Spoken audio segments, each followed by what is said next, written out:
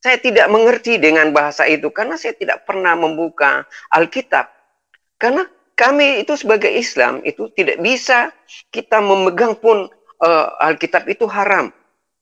Ya, jadi banyak yang diharamkan di dalam Islam itu. Memegang, jangankan dibilang kita memakan barang haram dan sebagainya. Ya, Alkitab saja tidak boleh kita memegang, saudara. Tapi apa yang terjadi? Kok kenapa? Karena pikiran saya kok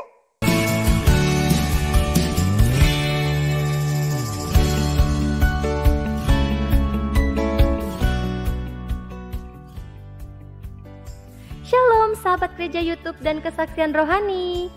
Sebelum memulai video ini, saudara tolong bantu klik tombol subscribe ya, dan klik tombol loncengnya agar ketika video baru muncul akan terupdate. Dukung channel ini untuk 1 juta subscribe dan terus memuliakan nama Tuhan Yesus di media sosial, khususnya YouTube. Terima kasih, Tuhan Yesus memberkati.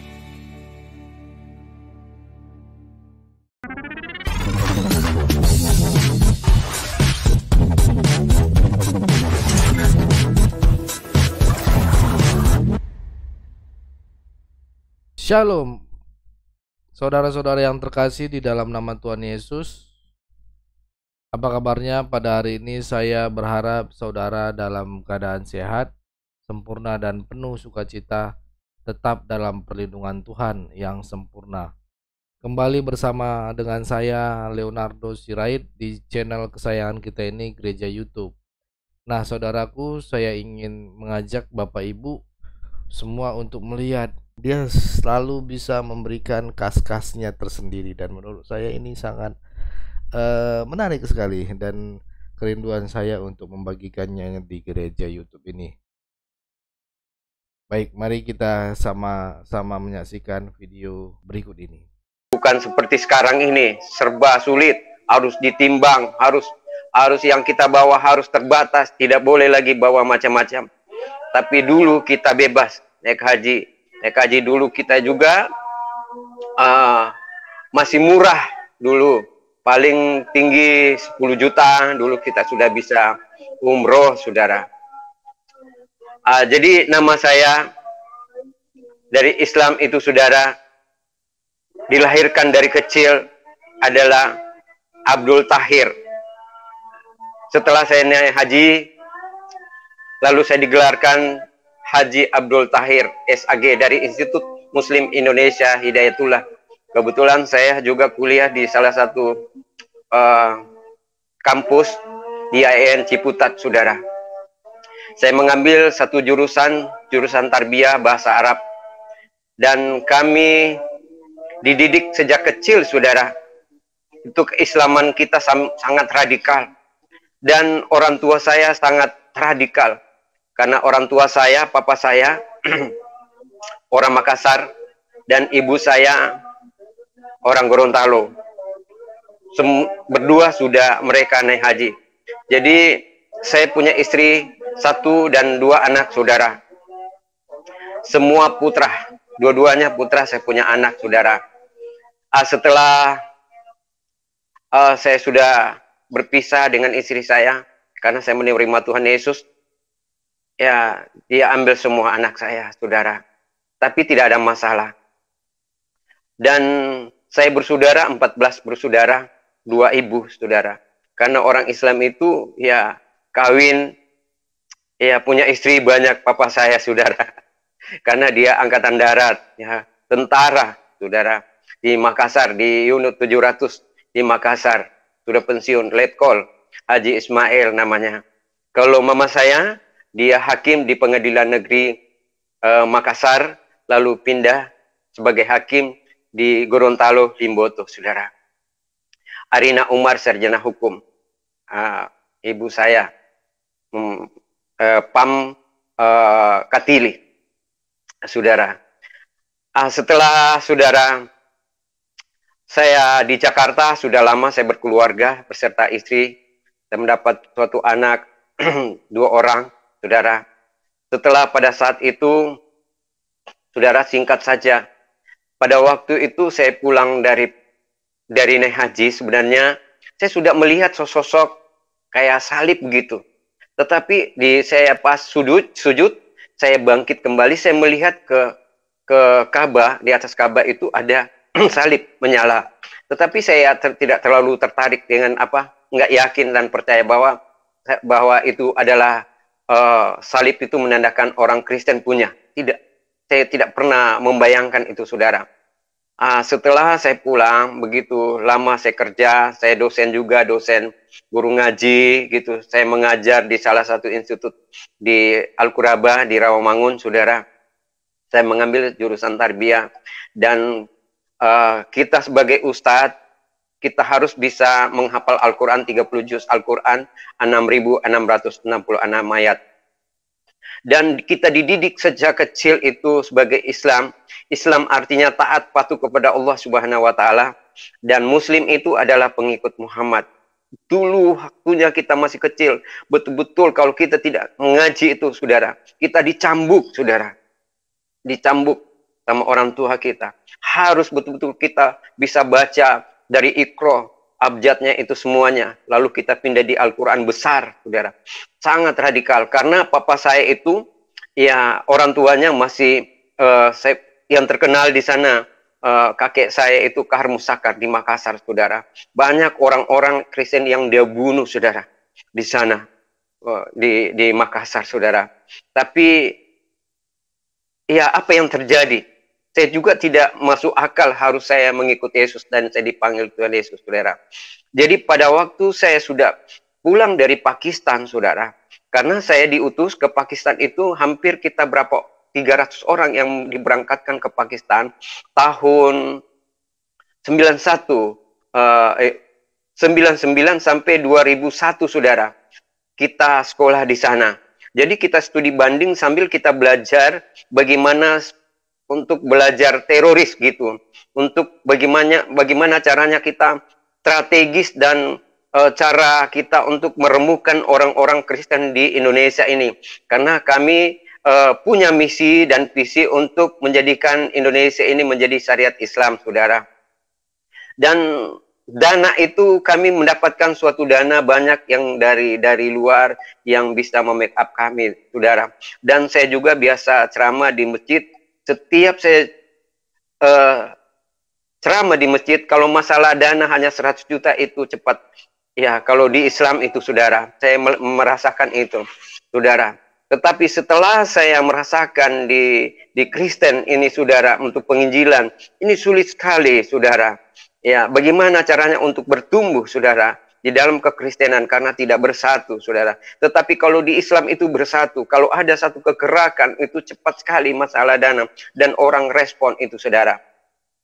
Setelah saya pulang dari Pakistan, saudara, lalu saya lagi sholat, saya tinggal dulu di Kalimalang, saudara, dekat Universitas Borobudur.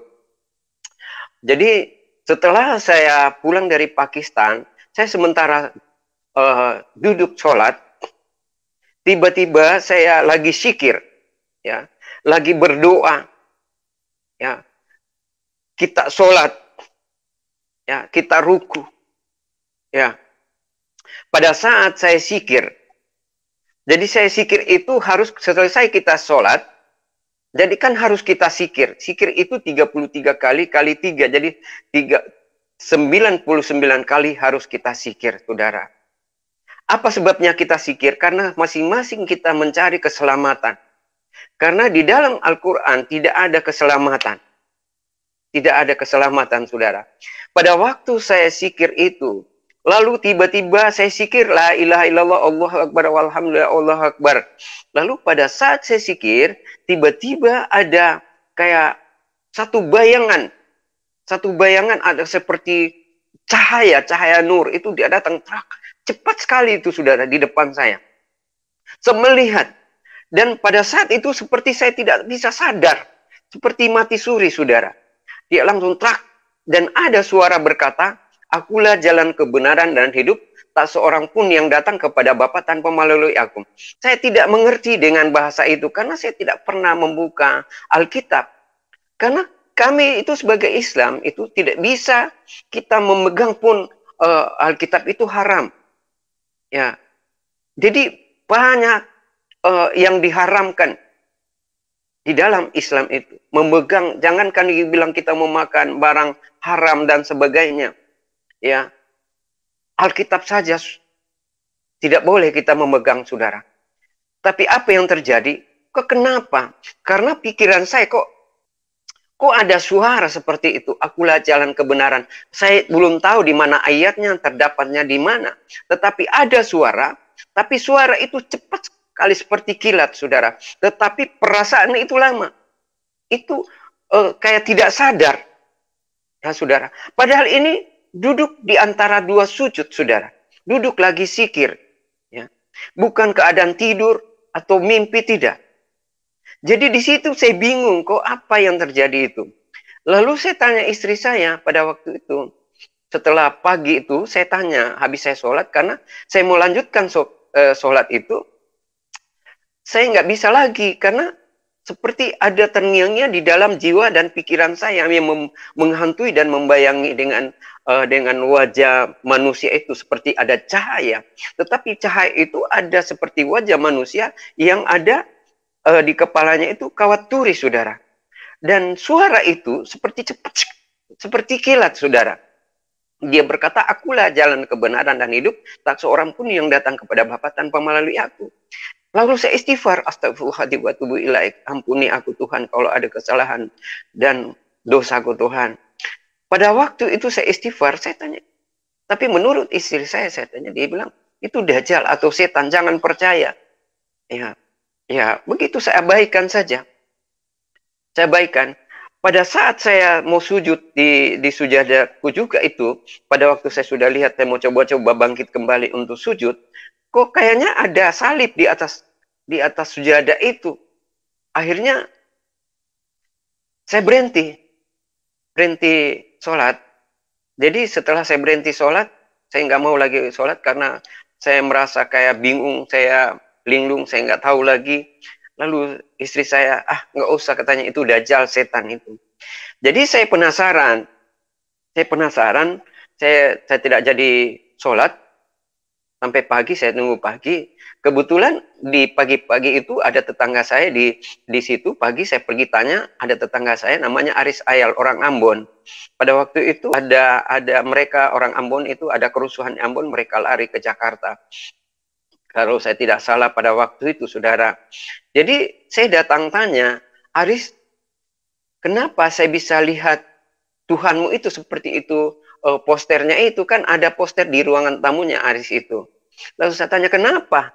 Ada saya melihat sosok seperti Tuhanmu itu yang ada kawat durinya. Lalu Aris berkata kepada saya, wah, hebat sekali Pak Haji. Kita saja sejak lahir tidak pernah berjumpa dengan Tuhan. Tetapi kenapa Pak Haji bisa berjumpa?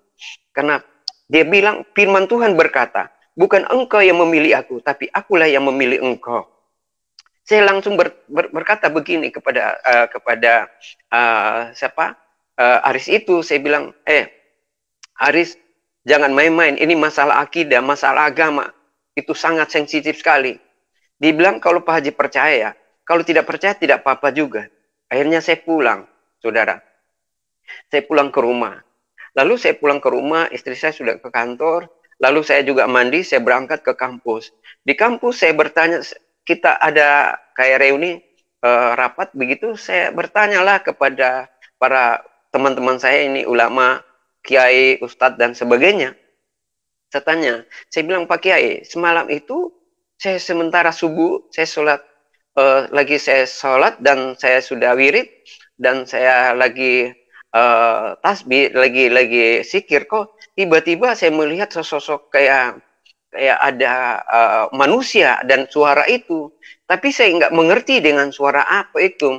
Lalu dia berkata juga, Pak Kiai, dia bilang, itu kan dajjal, setan. Memang setan itu selalu menggoda manusia di saat kita ibadah, kita sholat. Jadi janganlah engkau percaya hal-hal begitu yang gaib. Lalu sudahlah, begitu lama kelamaan, gitu 1 tahun kemudian, ya 3 bulan, 6 bulan sampai 1 tahun kemudian, kita diutus lagi untuk pemberangkatan kedua Kan tadinya saya berangkat pulang lagi karena saya bagian di humas. Ya, di pengadaan, saudara. Lalu 1 tahun kemudian lagi, ya sekitar 2002-2003 kalau saya tidak salah itu, saya datang. Lalu saya lagi keadaan saya sholat di tempat itu juga, kan biasa tempat sholat saya itu satu arah menghadap ke kiblat. Pada saat saya sholat lagi, itu lagi tahajud ini, bukan lagi sholat subuh, tapi ini lagi tahajud. Ya, lagi tahajud, tiba-tiba ada lagi datang suara, tapi tinggal suara. Dia berkata, jangan engkau khawatir, aku akan menyertaimu dan aku akan menyediakan bagimu tempat di surga, katanya. Lalu menghilang. Ya, itu suara itu, saudara. Saya istighfar lagi, kok apa itu? Ya, astagfirullahaladzim wa tubu ilaih, Tuhan ampuni aku. Apakah itu opo-opo atau guna-guna dari orang? Apa salahku? Karena apa, saudara? Karena saya berpikir bahwa tidak mungkinlah harus dengan roh-roh yang demikian, harus yang bisa menembus daripada iman saya. Karena saya ini guru ngaji. Bahkan di Bitung, di Manado itu, dari Gorontalo sampai Bitung itu saya mengaji itu, saudara. Anak-anak di Pasar Tua itu, saya ngajar mengaji. Pada waktu mereka datang KKR, saya juga yang larang mereka. Mereka di Nasution pada waktu itu, Hutakil Komao, Desi Arisan di Minggu Setah itu, mereka itu. Pada waktu itu mereka KKR di sana saya batalin. Pada waktu kan saya basis saya di sana, saudara. Di Bitung, di Manado itu, saudara. Dan banyak juga gereja-gereja yang di Manado itu pada saat itu kita lemparin yang gereja-gereja Gemim itu, saudara. Di Manado itu, saudara. Akhirnya dulu saya masih menjalankan tugas saya sebagai dulu saya ikut tablit, jemaat tablit, saudara. Itu sangat kita radikal, saudara. Lalu saya sementara begitu ada suara. Lalu begitu ada suara, langsung pening. Tak, saya punya kepala. Sampai akhir itu juga suara itu yang membuat saya kesakitan. Bahkan saya punya sakit, prosesnya ini lama ini, saudara. Tidak serta-merta. Jadi pada saat saya mendengar suara itu, suara nggak tahu, walau alam saya nggak mengerti dengan pada saat itu, saudara. Lalu seperti ada gemuruh di kuping saya dan kepala saya itu sakit. Sehingga saya mengalami penyakit itu ada berapa bulan saya mengalami sakit penyakit, saudara. Bahkan saya sudah keliling rumah sakit, tidak disembuhkan, tidak ada ditemukan penyakit itu. Lalu lalu istri saya berkata begini, mungkin kamu diguna-gunai sama orang-orang Ambon itu, orang Kristen. Akhirnya, opo-opo katanya. Akhirnya istri saya datang sama Aris itu. Dia katakan, Aris kalau mau jadi Kristen, orang Kristen, jadilah orang Kristen, jangan guna-gunai, jangan kasih opo-opo. Karena berpikir istri saya, kadang orang-orang kayak di Manado itu kan banyak opo-oponya, saudara. Bahkan di Ambon juga, saudara. Jadi berpikir begitu istri saya. Akhirnya dia bawa ke dukun. Saya ke dukun, keliling ke dukun. Tidak ditemukan juga penyakit itu. Saya sudah kurus banget. Sudah kurus, saudara. Bahkan saya dirujuk ke rumah sakit Persahabatan. Tidak ditemukan juga penyakit. Malah penyakit itu katanya ada air di sini, saudara. Lalu proses sudah seperti kakek-kakek, sudah kurus sekali, saudara. Lalu ada segelintir, begini, ada segelintir orang bilang, ada orang Batak, ibu bilang, Pak Haji itu kalau bisa itu sembuh itu harus didoakan karena dia melihat salib gitu. Karena nggak tahu dia dengar dari mana, ya saudara. Akhirnya saya cari orang itu, orang Batak, ya saudara. Dia bilang harus didoakan pendeta. Lalu saya cari itu orang, ketemu itu ibu, bilang, Pak Haji kalau mau didoakan, ada tanya itu yang penyembuhan di Tiberias, Pak Pariaji katanya di Dharma. Akhirnya sebelum saya berangkat ke sana, ya saudara, saya cari itu orang supaya diantar saya, saudara. Setelah saya sudah ke sana, pagi-pagi hari Minggu itu mereka ada ibadah itu perjamuan kudus, saudara. Ada kayak menyanyi gitu kan, saya belum mengerti dulu, saudara. Lalu mereka nyanyi, saudara. Mereka menyanyi gitu. Habis selesai nyanyi, mereka ada perjamuan, katanya itu ada anggur dengan roti. Lalu saya dikasihlah, saya dipanggil. Saya didoakan, saya ditumpangkan tangan. Setelah itu saya ditumpangkan tangan, saudara, baru saya merasakan ada satu lawatan Tuhan, seperti ada jamahan begitu. Baru bisa terisi seperti ada kekuatan hidup saya, saudara. Dengan doanya orang Kristen itu ampuh sekali, saudara. Luar biasa doanya orang Kristen itu kalau mereka berdoa. Pada saat itu memang doanya itu dahsyat ya. Luar biasa, saudara. Saya percaya bahwa doa orang benar sangat besar kuasanya itu di dalam Alkitab, saudara. Lalu saya pulang, saya sudah mulai pulih. Saya datang lagi sama Aris, saya tanya, Aris, kalau memang ada kesalahanku, ampuni saya, jangan kamu kasih guna-guna saya. Bilang, Pak Haji, kalau Pak Haji percaya, ambillah Alkitab ini. Lalu Aris itu kasihkan sebuah Alkitab yang kecil. Ya, nggak tahu di perjanjian baru. Lalu saya ambil Alkitab itu, saya sembunyi karena saya takut ketahuan sama istri saya, karena istri saya juga sudah haji. Mereka memang benar-benar keluarga Islam yang radikal juga dari Gorontalo, itu turunan Turki mereka, saudara. Iya, bahkan mereka keluarga besar juga, Katili, bahkan Panasonic Gobel, Tamat Gobel itu keluarga mereka, saudara. Lalu saudara, saya ambil Alkitab, saya gulung di sarung saya. Setelah saya bawa di rumah, saya letakkan Alkitab itu dengan Al-Quran, saudara. Lalu pertama saya buka di dalam Alkitab, mengatakan begini, di dalam Alkitab. Dia katakan, Yohanes 1 ayat 1, dia katakan begini. Pada mulanya adalah firman, firman itu bersama-sama dengan Allah, dan firman itu adalah Allah. Itulah yang saya perbandingkan pertama-tama saya menerima Tuhan Yesus, itulah di Yohanes 1 ayat 1. Dan di dalam Al-Quran berkata, di surat, di sini di surat Ali Imran, dia katakan, di 45 mengatakan begini. Isqala malaikatu ya Maryam innallaha ya basyirku bi kalimati minhu muhul malahu isabnu Maryama wajiha fid dunya wal akhirah wa minal muqrabin.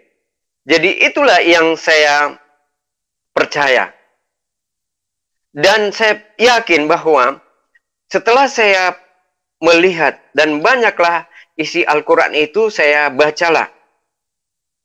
Terdapat ada di surat Ali Imran, di surat Al-Qur'an, surat Maryam dan sebagainya. Saya buka semua, saya belajar gitu. Lalu saya temukan semuanya ayat-ayat itu. Dan yang saya yang membuat saya yang artinya kuat dalam Tuhan Yesus, karena tidak ada janji-janji yang pasti untuk menyelamatkan saya di dalam Al-Quran, saudara. Karena Muhammad tidak pernah menjanjikan satu keselamatan. Karena ada surat di dalam surat di dalam Muhammad mengatakan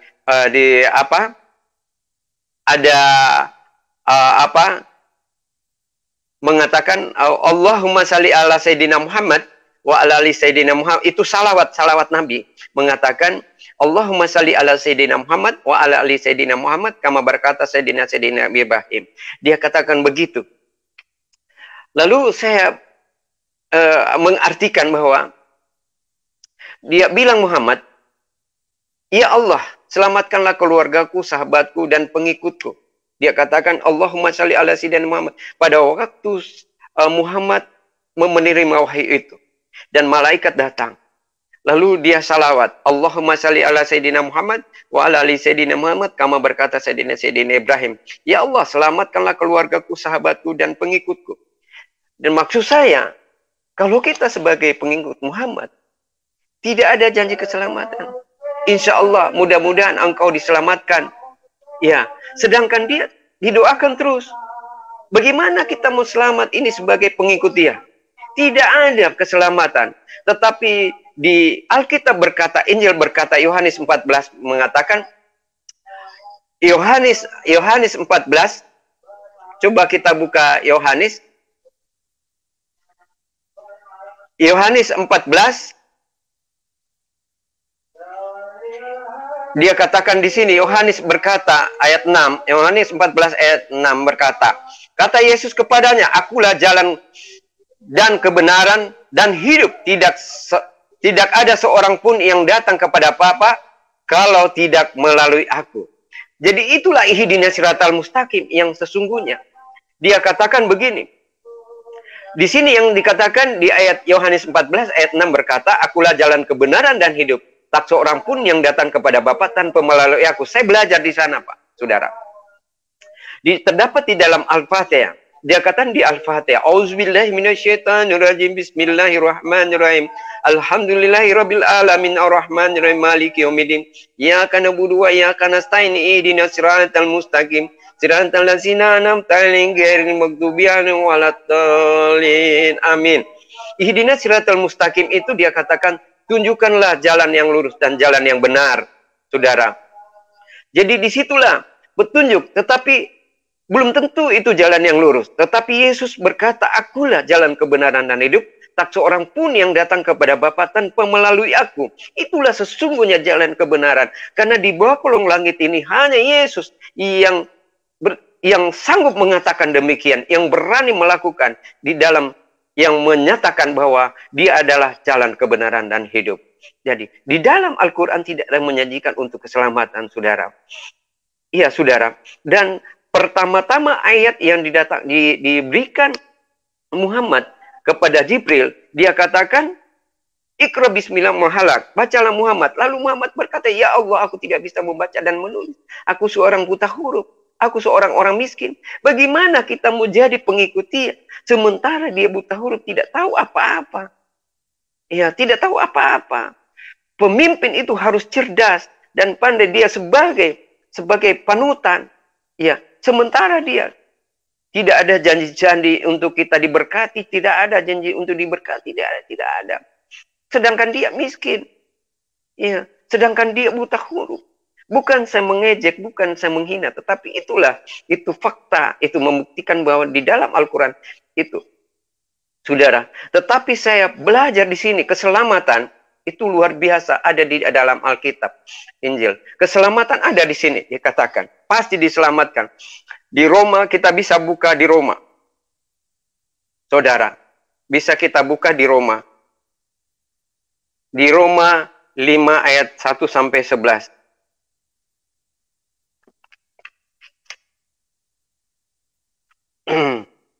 Coba kita buka di Roma.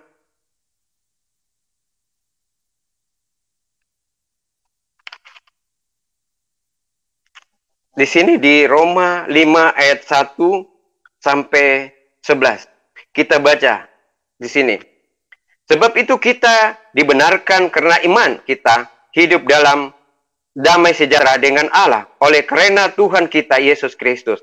2. Oleh Dia kita juga beroleh jalan masuk oleh iman kepada kasih karunia ini. Di dalam kasih karunia ini kita berdiri dan kita bermegah dalam pengharapan akan menerima kemuliaan Allah. 3. Dan bukan hanya itu saja, kita malah bermegah juga dalam kesengsaraan kita, karena kita tahu bahwa kesengsaraan itu menimbulkan ketekunan, dan ketekunan menimbulkan tahan uji, dan tahan uji menimbulkan pengharapan. 5. Dan pengharapan tidak mengecewakan, karena kasih Allah telah dicurahkan di dalam hati kita oleh Roh Kudus yang telah dikaruniakan kepada kita. Karena waktu kita masih lemah, Kristus telah mati untuk kita. orang-orang durhaka pada waktu yang ditentukan oleh Allah. Sebab tidak mudah orang mau mati untuk orang yang benar, tetapi mungkin untuk orang yang baik ada orang yang berani mati. 8. Akan tetapi Allah menunjukkan kasih-Nya kepada kita oleh karena Kristus telah mati untuk kita ketika kita masih berdosa. Lihat. 9. Lebih-lebih karena kita sekarang telah dibenarkan oleh darah-Nya, kita pasti akan diselamatkan dari murka Allah itu, saudara. Pasti kita diselamatkan. Tidak ada kata-kata mudah-mudahan, insya Allah akan diselamatkan. Tetapi di sini nyata Tuhan Yesus menyatakan di dalam ayat 9 ini, saudara. Dia katakan lebih-lebih karena kita sekarang telah dibenarkan oleh darah-Nya, kita pasti akan diselamatkan dari murka Allah. Ayat 9. Ayat 10, sebab jikalau kita ketika masih seteru diperdamaikan dengan Allah oleh kematian anaknya, lebih-lebih kita yang sekarang telah diperdamaikan pasti akan diselamatkan oleh hidupnya. Dan bukan hanya itu saja, kita malah bermegah dalam Allah oleh Yesus Kristus Tuhan kita, sebab oleh Dia kita telah menerima perdamaian itu sendiri, saudara. Itu luar biasa. Ini janji Tuhan yang yang pasti. Tidak ada kata-kata mudah-mudahan.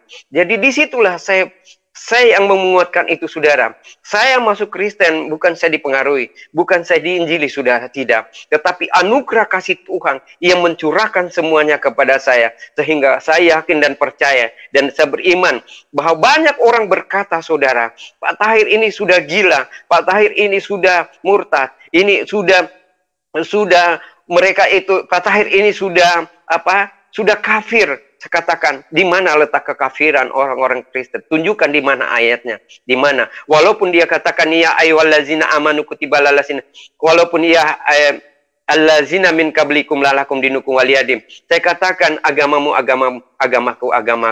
Tetap saya pertahankan, saudara. Walaupun mereka mengatakan aku sudah gila, murtad dan kafir, saudara.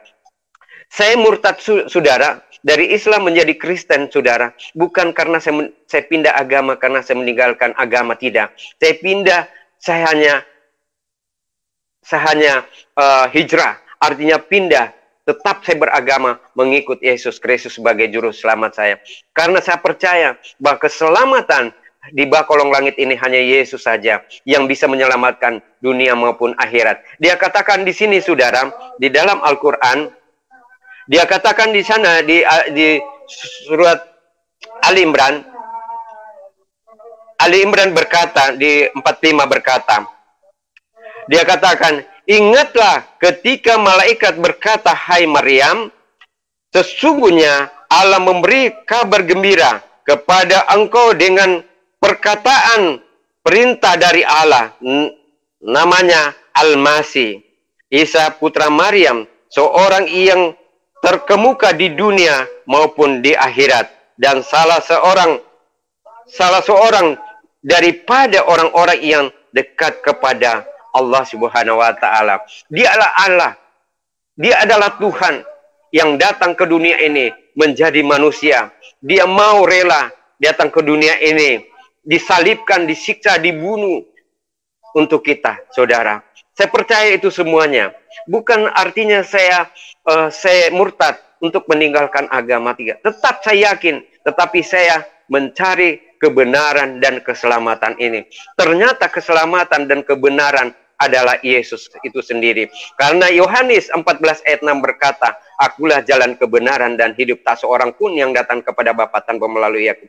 Dan Yohanes 1 ayat 1 berkata, pada mulanya adalah firman, firman itu bersama-sama Allah, tetapi Allah itu sendiri, saudara. Saya yakin dan percaya itu, saudara, bahwa sesungguhnya hanya satu jalan yang kita harus diberikan kekuatan, kesehatan hanya dari Tuhan, saudara. Saya banyak belajar di dalam Islam, tetapi terlalu banyak ya yang menceritakan ilmu-ilmu gaib di situ. Banyaklah kalau kita mau bercerita, tapi saya mau benar-benar melakukan firman Tuhan. Saya tidak mau menghina, saya tidak mau artinya menyudutkan agama saya. saya karena firman Tuhan berkata, kamu tidak dipandang beragama kalau tidak kamu menegakkan Taurat, Injil, dan Zabur, saudara. Jadi saya pindah agama atau saya hijrah itu untuk mencari kebenaran dan keselamatan itu sendiri, saudara. Jadi pada waktu itu, saudara,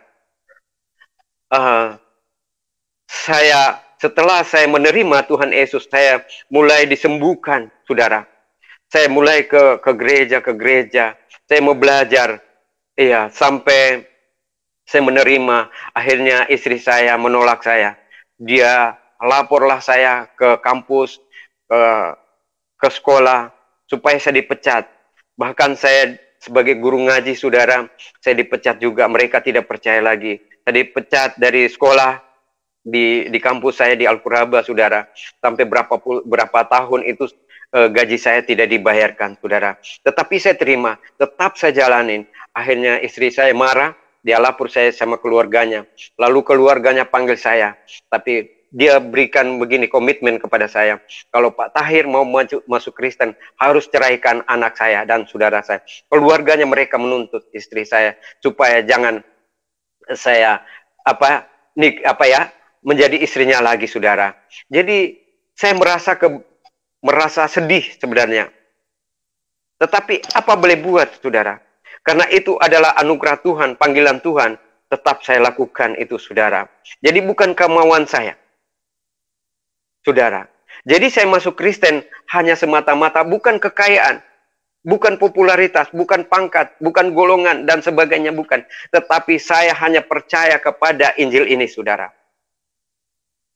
Di Roma 1 ayat 16 dan 17 berkata, Injil itu adalah kekuatan Allah. Injil itu adalah bagian daripada kita, saudara. Kekuatan Allah yang luar biasa, saudara.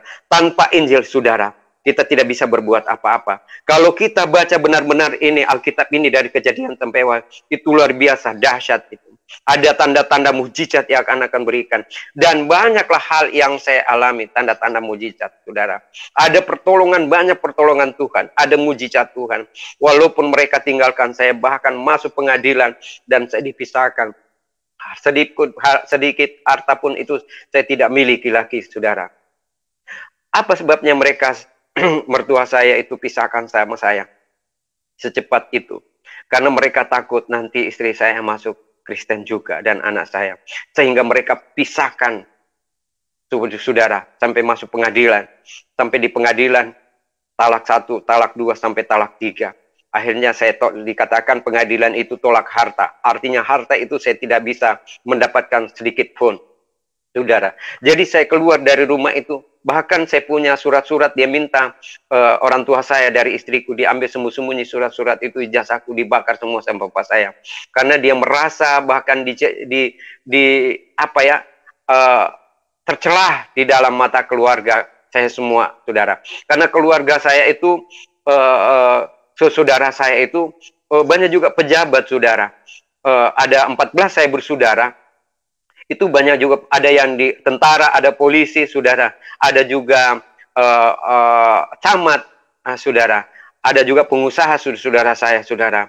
Kalau masalah harta saya banyak. Hartanya orang tua saya. Bahkan istri saya juga pengusaha, saudara. Tetapi saya tidak terlalu ambisi dengan harta. Tetapi saya berkomitmen bahwa apapun yang terjadi dalam hidupku. Karena keselamatan tidak kita dapat lagi. Ini benar-benar panggilan Tuhan. Tidak bisa kita mendapatkan itu keselamatan. Di luar daripada Yesus itu, tidak dapat kita mendapatkan keselamatan. Hanya kita dapatkan suatu keselamatan itu hanya kepada Yesus saja, saudara. Jadi, banyak orang beragama. Ya, di situ kita ditegaskan sebagai Islam harus kita berbuat baik. Ya, saudara, kita harus zakat, fitrah, dan sebagainya. Tetapi bukan itu yang bisa menyelamatkan kita. Bukan perbuatan baik kita. Tetapi iman kita percaya kepada Yesus. Kalau kita iman kepada Yesus, maka Yesus akan turun tangan menyelesaikan segalanya. Karena Yesus itu firman yang hidup. Ya, yang datang ke dunia ini. Yohanes 1 ayat 1, pada mulanya Isa bin Maryam adalah kalimatullah, kalimat Allah yang menjadi manusia, saudara. Jadi tidak main-main ini, saudara. Dia adalah terkemuka di dunia maupun di akhirat. Dia yang mengetahui datangnya kiamat, saudara. Ayatnya ada semua di dalam Al-Quran. Tetapi saya mau ingin masuk Kristen, saudara. Komitmen saya, apapun yang terjadi, saya pertaruhkan hidup kepada Tuhan. Bahwa apapun, Tuhan tidak mungkin dia mau biarkan saya untuk menderita selamanya. Tapi saya percaya bahwa Tuhan itu yang maha kuasa. Dia tahu karena dia manusia 100%, dia 100% Allah yang datang ke dunia ini. Saudara, saya percaya bahwa pada mula-mulanya itu, saudara, saya membaca ayat itu di Yohanes 1 ayat 1. Saya itu juga sangat kaget bahwa di Yohanes itu luar biasa. Dia katakan begini. Dia bilang firman yang telah menjadi manusia. Pada mulanya adalah firman, firman itu bersama-sama dengan Allah, dan firman itu adalah Allah. Ayat 2, ia pada mulanya bersama-sama dengan Allah. Segala sesuatu dijadikan oleh dia, dan tanpa dia tidak ada suatu apapun yang telah jadi dari segala yang telah dijadikan. Itu luar biasa, saudara. Di ayat 4 dikatakan, dalam dia ada hidup juga. Dan hidup itu adalah terang manusia kita. Terang. Orang-orang Kristen itu harus terang. Di tengah-tengah dunia, tengah-tengah keluarga, di pekerjaan kita, di lingkungan kita, di sahabat kita, semuanya harus kita terang. Tidak boleh tidak. Kalau kita mau ingin diselamatkan oleh Tuhan, harus kita hidup kudus. Dan harus kita terang di tengah-tengah. Jangan ada kebencian, ada akar pahit. Karena Yesus sudah menanggung dosa-dosa kita di atas kayu salib, saudara. Bahkan di dalam ayat 5 mengatakan begini, terang itu bercahaya. Itu cahaya yang saya lihat pada saat saya berdoa. Itu yang datang, itu cahaya nur, saudara. Kalau saudara percaya, kalau kita peka menerima Tuhan, itu ada cahaya, ada tanda-tanda mujizat, tanda-tanda kuasanya yang terjadi pada kita. Yang penting kita peka menerima Tuhan, suara Tuhan. Dia katakan di ayat 5 mengatakan, terang itu bercahaya di dalam kegelapan, dan kegelapan itu tidak menguasainya kita. Kegelapan bukan orang-orang kegelapan kita, saudara. Bukan orang-orang jahat. Orang-orang yang suka iri hati dan dengki itu. Oh, bukan, saudara. Kita orang-orang terang, bukan orang-orang di jalan, orang-orang yang fasik. Tuhan, itu luar biasa, saudara. Dan di dalam ayat 6 dikatakan, datanglah seorang ini diutus oleh Allah, namanya Yohanes. Ia datang sebagai saksi untuk memberikan kesaksian tentang terang itu, supaya oleh dia semua orang menjadi percaya. Kita harus percaya. Ada yang saksikan. Walaupun orang mengatakan, oh itu bohong. Tetapi Yesus ini, Yohanes ini menyaksikan bahwa sesungguhnya ini kebenaran Tuhan dan keselamatan itu ada pada Yesus itu sendiri. Saudara, saya percaya bahwa sesungguhnya ayat apapun ayat di dalam Alkitab ini, semuanya itu lengkap. Kalau kita mau pingin kaya, saudara, justru itu saya rela apapun yang terjadi dalam hidupku, tetap saya ikut Tuhan Yesus. Sia-sia kita menjadi manusia kalau kita tidak percaya kepada Yesus. Bukan harta, bukan pangkat yang bisa menyelamatkan kita. Sekalipun banyak hartanya orang, banyak orang-orang di rumah sakit yang banyak uangnya, berkelimpahan hartanya, depositonya uangnya dan banyak, tetapi dia menderita di rumah sakit. Banyak uang. Bubur pun juga dia mau makan, susah, sulit. Saudara, walaupun uangnya, tidak mungkin uangnya yang banyak dia bisa makan kunyah-kunyah itu, saudara. Tetapi yang kita kunyah-kunyah itu firman Tuhan. Iya, hidup ini bukan hanya dari roti saja, tetapi dari firman Tuhan yang bisa menyelamatkan kita, membahagiakan, ada damai sejahtera, saudara. Itu saya merasakan. Pada waktu itu, saudara, saya mau masuk Kristen. Iya, masih gontayangan juga saya, artinya mencari ke gereja, ke sana, kebenaran, keselamatan, dan sebagainya. Saya tidak serta-merta juga menjadi 100% orang Kristen, saudara. Pada waktu itu ada hamba Tuhan. Yang hamba Tuhan ini yang rendah hati juga. Yang terkaya di Indonesia, di Jakarta, saudara. Dia berkata begini kepada saya. Dulu saya masih, pokoknya sudah cerai, sudah morak-marik, saudara. Saudara, istri saya tidak ada satupun yang dia tinggalkan saya. Semua harta diambil, saudara. Tetapi itu saya rela untuk meninggalkan. Dipecat dari pekerjaan, saudara. Tetapi itu kadang saya menangis, saudara. Tetapi saya kembalikan kepada Tuhan. Kalau memang itu Tuhan yang memanggil saya, pasti Dia tolong saya. Dan firman Tuhan berkata, Tuhan itu tidak kurang panjang tangan untuk menolong saya. Saya tidak sampai tergeletak, Tuhan angkat kembali saya. Dari dosa, dari kemiskinan, dari keterburukan, kebodohan, dan sebagainya.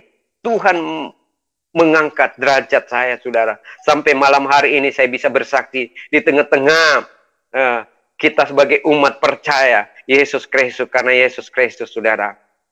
Iya. Dan saya juga puji Tuhan, saya sekolah di salah satu sekolah Alkitab di Toraja, karena ada seseorang yang mau menyekolahkan saya sehingga saya bisa sekolah, saudara. Belajar 2 tahun di Toraja, saudara. Itulah pengalaman. Pada saat pertama-tama saya pelayanan, itu luar biasa.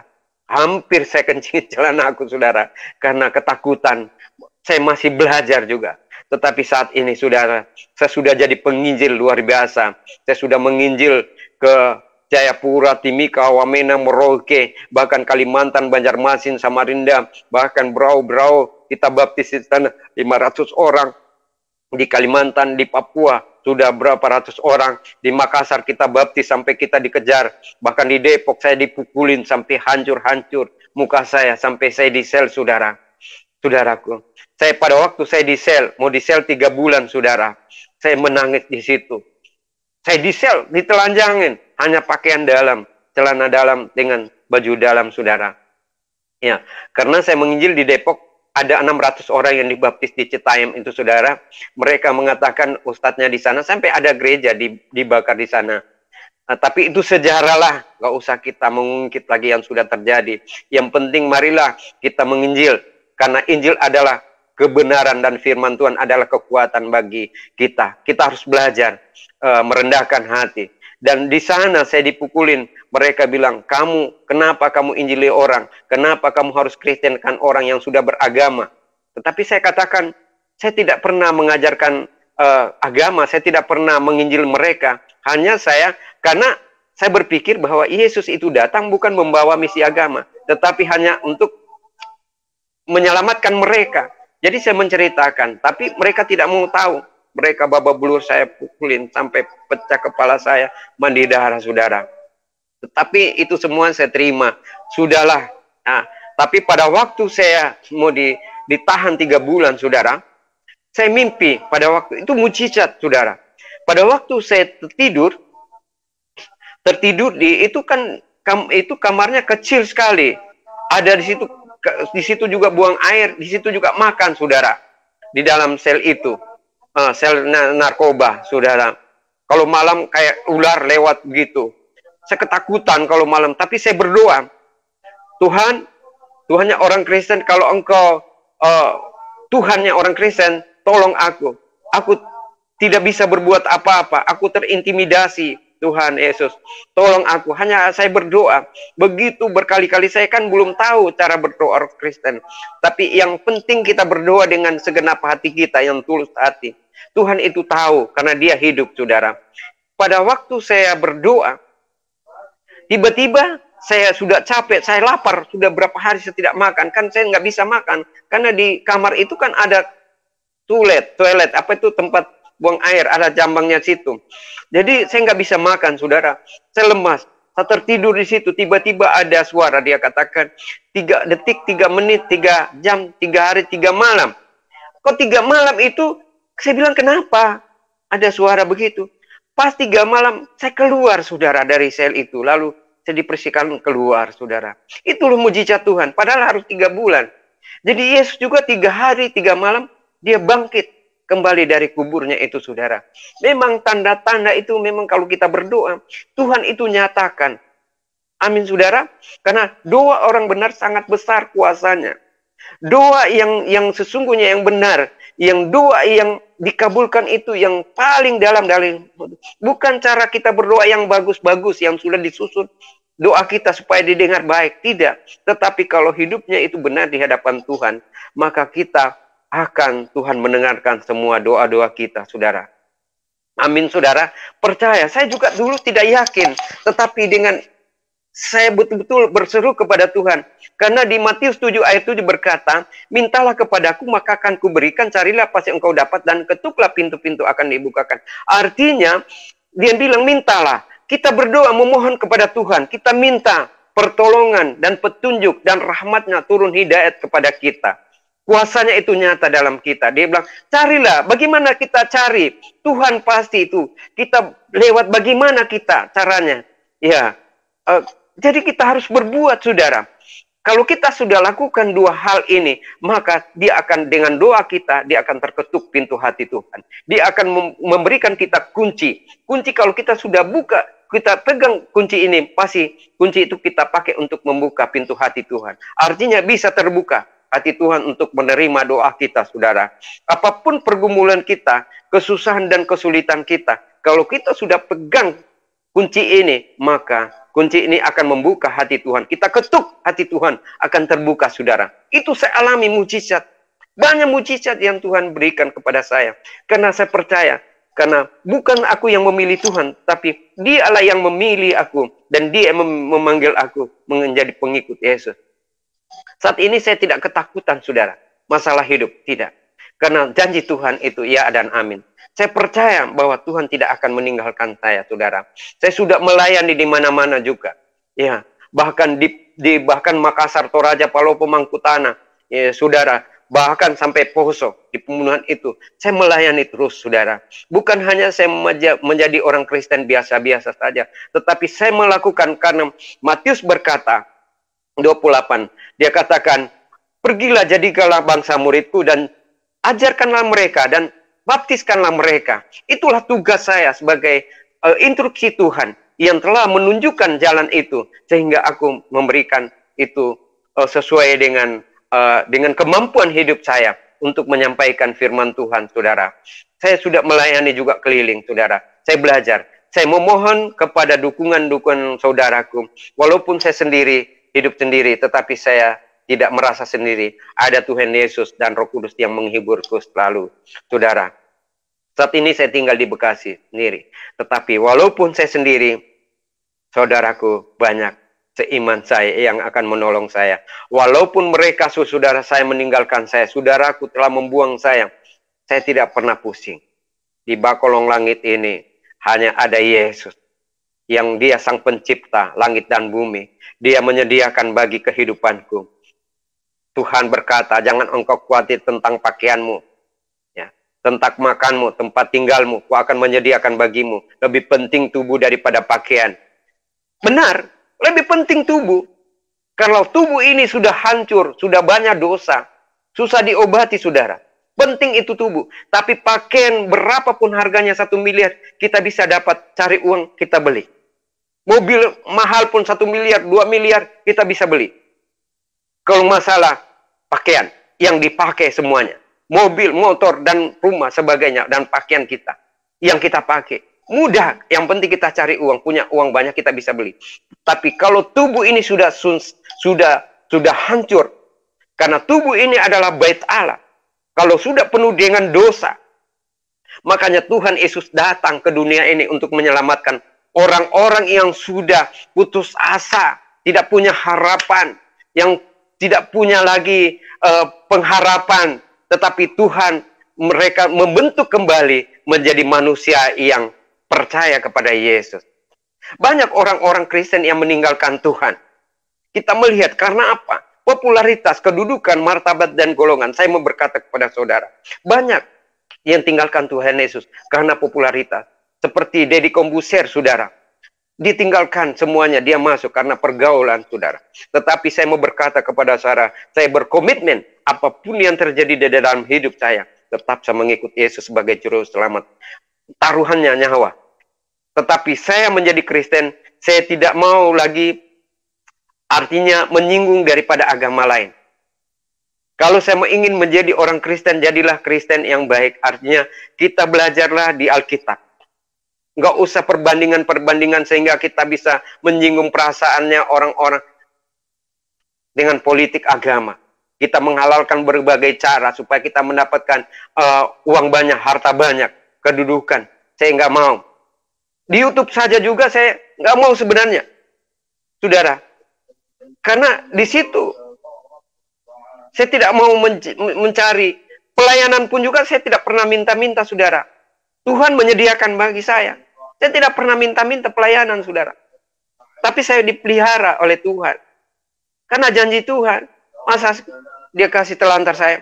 Di sini di Bekasi saya hanya dua orang Kristen. Orang Betawi semua ini. Di depan saya itu adalah musola. Tetapi saya menunjukkan kepada mereka kasih. Karena Yesus itu ada kasih. Semua hormat kepada saya. Karena apa? Saya bergaul dengan RT dan masyarakat di sini sebaik mungkin. Saya memberikan contoh yang baik. Saya mengasihi mereka. Saya berbagi. Arti daripada terima kasih habis kita terima, berikan lagi. Bukan hanya menerima, tetapi kita kasih. Mengasihi. Kita menerima, jangan hanya menerima saja, tapi tidak pernah memberikan. Saya itu di sini, saudara. Ya, saya hidup bersama dengan Tuhan. Saya belajar di firman Tuhan, saudara.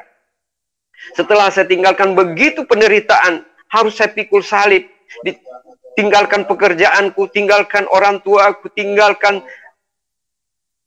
Tapi haji, iman saya tidak akan menyelamatkan saya, tidak. Walaupun saya berbuat baik, bukan itu yang menjadi tolak ukurnya Tuhan. Tetapi kalau kita beriman kepada Tuhan Yesus Kristus, akan Dia menyelamatkan kita. Amin, saudara. Karena sebiji sesawi pun iman kamu, dia katakan Tuhan Yesus. Kalau engkau percaya, malah gunung itu akan pindah, dia akan pindah. Jadi iman kita percaya kepada Yesus. Ya, saudara. Inilah kesaksian saya, saudara. Banyak hal-hal. Kadang saya menangis. Kok kenapa bisa terjadi? Secara manusia juga saya tidak mampu, saudara. Tapi itulah. Saya harus menerima semuanya dengan kodrat Tuhan. Tetapi saya mau tekankan kepada saudara. Jangan hanya popularitas, harta tergiur. Karena hanya dapat jodoh yang tidak seiman, lalu kita tinggalkan iman kita, Yesus Kristus. Jangan, saudara. Jangan kita tergiur dengan hal-hal tawaran dunia. Kita harus melihat kepada Daniel. Satu, dia berkata Daniel, dia berjanji bahwa dia tidak akan menajiskan dirinya dengan dosa. Bahkan dia tidak akan menajiskan dengan tawaran-tawaran rajanya atau tawaran dunia ini. Bahkan saya ditawarin, saudara, sama keluargaku. Dia katakan, Pak Tahir, masuk saja Islam. Nanti saya kasihkan harta, uang, modal, dan sebagainya kamu. Tetapi saya berkomitmen, bukan harta itu, bukan uang yang bisa menyelamatkan. Tetapi kalau hanya uang itu kecil bagi Tuhan Yesus, Dia akan berikan saya. Tapi puji Tuhan, selama saya melayani itu, dari yang tidak ada menjadi ada. Sudah punya rumah, saudara. Saya tidak pernah numpang. Saya tidak pernah kontrak, saudara. Tuhan menyediakan bagi saya. Karena betul-betul saya berharap dan saya berdoa. Saya menangis di kaki Tuhan. Saya berdoa. Karena doa itu adalah napas kehidupan kita. Doa orang benar sangat besar kuasanya apabila kita berdoa senantiasa dengan tulus hatinya yang paling dalam. Tuhan pasti jawab, saudara. Karena Yesus berkata, mintalah kepadaku maka akan kuberikan. Di Matius 7 ayat 7. Maka akan kuberikan semuanya itu. Dan carilah pasti engkau dapat. Kita harus mencari wajah Tuhan. Mencari dahulu kerajaan surga dan kebenaran. Maka semuanya itu akan ditambahkan. Tuhan akan menyediakan semuanya. Dan ketuklah pintu-pintu akan dibukakan. Rahmatnya, hidayatnya, kuasa, mujizat itu akan terbuka. Kita harus punya paradigma sekarang. Paradigma kita harus melihat yang baik dan mana yang buruk. Mana yang benar, mana yang salah. 2022 ini paradigma kita harus merubah mindset cara berpikir kita. Jangan kita harus melihat ke belakang lagi. Memandang ke belakang. Kalau kita melihat ke belakang, saya melihat ke belakang. Saya bisa murtad kembali, saudara. Tetapi saya tidak pernah melihat ke belakang. Sudahlah, kalau yang di belakang, sudahlah. Kalau ada akar pahit, ada pernah sakit hati, atau dendam, amarah, lupakan itu semua. Tuhan Yesus ada di depan kita. Berlarilah mengejar Yesus di sana. Kita sebagai seorang olahragawan, kita bertanding yang murni. Kita bertanding yang sehat. Jangan iri hati, jangan dengki, jangan kita mengingini barangnya orang. Tetapi mintalah kepada Tuhan, karena Tuhan berkata, mintalah kepada aku. Bukan minta kita mengemis, kita mencari minta-minta, bukan. Kepada manusia, terkutuklah orang manusia yang mengandalkan manusia itu. Dan bersandar kepada manusia juga. Dan mengandalkan kekuatan kita sendiri tidak bisa. Tapi kalau kita andalkan Tuhan, kita cari kerajaan sorga dan kebenaran, kita hidup benar di hadapan Tuhan. Nah, saudara, kita harus benar-benar bersekutu dengan Tuhan. Saudara, kita harus menyatu. Di Mazmur 91 berkata, kita harus menyatu. Jangan kita lepaskan Tuhan. Apabila kita lepas dari tangan Tuhan, sudah tidak ada harapan. Amin, saudara. Saya hanya mau tekankan di sana. Jangan kita hanya harta, kedudukan, lalu kita tinggalkan Yesus. Itu saya punya komitmen, saudara. Apapun yang terjadi dalam hidupku, nyawa taruhannya, saudara. Ya, saya mau ingin belajar di Alkitab dari Kejadian sampai Wahyu. Masih tetap saya belajar terus. Nah, dari apa hasil video yang sudah ditayangkan tadi, bagaimana tanggapan Bapak Ibu semua setelah melihat cuplikan video yang baru saja kita saksikan sama-sama? Silakan tulis di kolom komentar dan pergunakan komentar kita dengan bijak. Mungkin itu yang bisa saya sampaikan. Terima kasih. Tuhan Yesus memberkati kita semua. God bless.